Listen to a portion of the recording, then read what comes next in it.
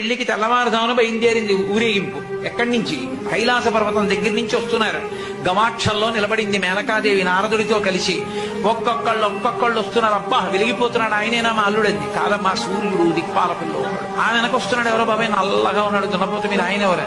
మీ అల్లుడు కాదు, బెంగ పెట్టుకోడు, యమధర్మరాజు గారు. ఆ వెనకాతల అబ్బా చల్లగా ఎంత బాగున్నాడో, ఎవరు? చంద్రుడు, మీ అల్లుడు కాదు. ఈయనెవరోనయ్యో చాలా అందంగా ఉన్నాడు, ఎర్రగా ఉన్నాడు, కాంతులు ఈనుతున్నాడు. బ్రహ్మగారు, మీ అల్లుడి దగ్గర పురోహితుడమ్మా, పెళ్లి చేయడానికి వచ్చే బ్రహ్మగారు ఆయన మీ అల్లుడు కాదు. ఓ అలాగా, ఇతనెవరో నీలమేఘశ్యాముడు, చాలా అందంగా ఉన్నాడు, శాంతాకారం భుజగచైనం పద్మనాభం సురీశం. అమ్మా, ఆయనకి మీ అల్లుడికి భేదం చెప్పకూడదు కానీ ప్రస్తుతం మీ అల్లుడు కాదు.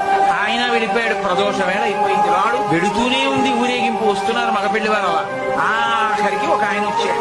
చుట్టూ భూత ప్రేత పిశాచాలున్నాయి, ప్రపదగణాలున్నాయి, మధ్యలో దిగంబరంగా తాండవం చేస్తూ వస్తున్నాడు. అడగలేదు మేనకాదేవి ఆయన మక్కుడా.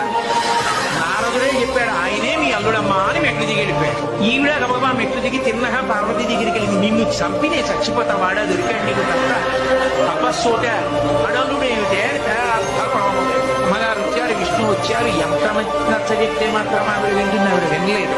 ప్రపంచంలో తన కన్యాదానానికి తను త్రికరణ శుద్ధి లేకుండా చేసి తన పెళ్లి తానే పాటు చేసుకుని తలవంపులు తెచ్చుకుని అవమానాలు పడి పెళ్లి చేసుకుని లోకాలకి తపోభూములు నిలిపినటువంటి ఉదాహరుడు పరమశివుడు ఒక్కడే.